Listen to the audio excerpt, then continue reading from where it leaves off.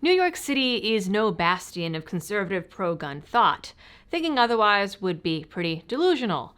But I do remember once Nancy Pelosi saying that a glass of water could win certain areas of New York City so long as it spouted the right buzzwords. And now those same New Yorkers have picked a literal gun-grabbing socialist as their mayoral candidate.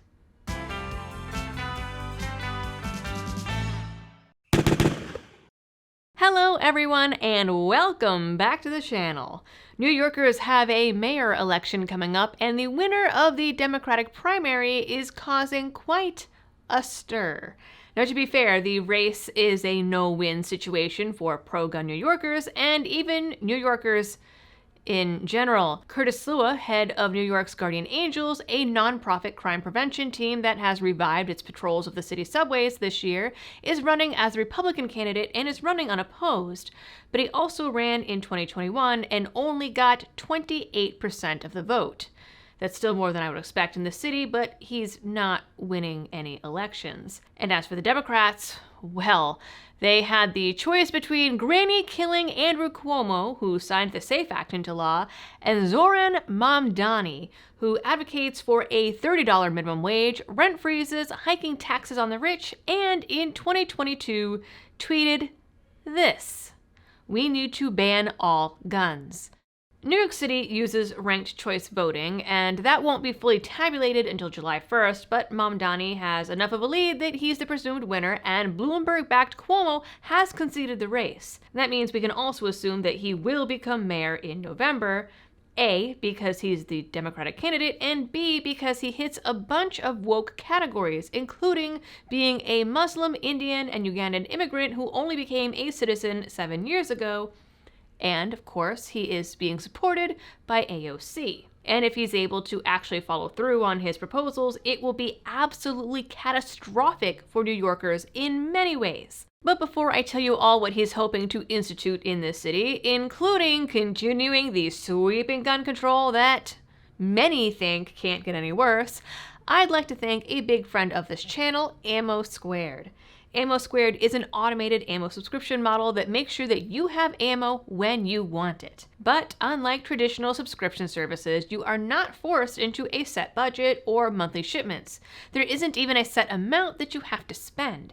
You just pick your calibers, how much or how little you are looking to spend every month, and pick a shipping trigger. All ammo is factory new from brands that you trust and stored in a climate-controlled environment until you're ready to have it shipped discreetly to your door. They have over 70 calibers to choose from, no minimum to buy, and no extra fees. All orders are shipped out in 1 to 2 business days, and all orders of $250 or more are shipped completely free. They even have some nice deals sometimes that I will admit I have taken advantage of. So, shout out to Ammo Squared for being a friend to this channel. Now, back to Mamdani. He is a self-proclaimed socialist, and his clear lack of understanding of economics backs it up, so Democrats had a choice between a socialist and a mass murderer. This time around, they picked the socialist, so if you think about it, that's actually kind of a step in the right direction for them. Though he's also advocating some flat-out communist policies, and we all know how those go. Well, I should say that the folks watching this on this channel know how that go because New Yorkers clearly don't. That's public education. He's also pledged a host of new policies that will make New Yorkers poorer, victims of even more crime, and have even less access to guns than they already do. Now, the city already has a universal preschool program in place, but Mamdani wants free, read taxpayer-funded, childcare for all children under 5. He also wants to nationalize residents' food, instituting city-run grocery stores, which will undoubtedly push out family-owned businesses. His platform also includes a citywide rent freeze, pledging to eradicate all rent increases in the city, claiming it will help the working class, and ignoring that many landlords are themselves working class, and that decades of subsidies and rent controls are a big factor in what makes New York rents so high. He also wants to offer free public transportation. And he has advocated for defunding the police and putting that money instead to more mental health treatment, which I will admit, more mental health services are always needed, but government-sponsored anything is never the way to do it. He's also spoken about his beliefs that criminals are only criminals because they don't have access to good health care and mental health services, and if they were just offered those things, they would no longer turn to a life of crime, which is a factor in some cases, but is a very simplistic understanding of the problem that ignores a lot of very big issues. He's also talked about the need for prison reform, which, okay, accurate, and the large number of New Yorkers in prison, also, again, accurate. There are people that don't belong there, like Dexter Taylor. But New York City already has an abysmal rate of actually solving and prosecuting homicides. New York has a reputation of letting hardened criminals go so that they can offend over and over and over again. His idea is to instead take these people and simply offer them therapy. Which again is an overly simplistic understanding of the problem and ignores a big many factors that his policies would directly contribute to. Now, he proposes to pay for all of this with billions of dollars of tax increases aimed primarily at the rich and corporations, many of which have pledged to flee the city if he wins. Oh, and by specifically taxing white people. Several owners of grocery chains and rentals have already announced they plan to sell and get out as fast as they can before everything crashes down. So, the rich people that supply jobs are going to be leaving, the corporations that supply jobs are going to be leaving, the grocery stores that supply jobs and food are going to be leaving. What is that going to leave for New Yorkers to do? And that's even before we get to the gun control issues. He obviously can't outright ban guns from the city, but he has a few plans to try to get around that. First, he's refusing all calls to hire more police officers. And of course, one of the excuses as to why wait times are so long for gun permits in the city is a lack of police officers to process them. The police who do staff the licensing office will eventually move on, retire, whatever, and he has zero plans to fill those positions, which will make those wait times even longer. He is effectively hoping to shrink the department.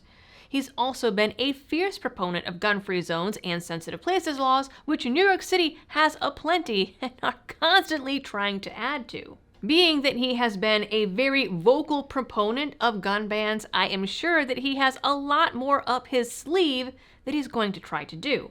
So, we are looking at people having less money, a shuddering economy, an uptick in crime, a soft-on-crime administration, government grocery stores, fewer areas where people can legally carry firearms, decreased legal access to those firearms, and likely even fewer gun licenses being awarded, plus whatever other schemes he tries to come up with to make New Yorkers even more defenseless against the cesspool that these progressive policies have created. If nothing else, it seems his administration will be an experiment on how bad a city can get. Certainly, a $30 minimum wage is going to have an interesting effect on prices of all other goods in the city.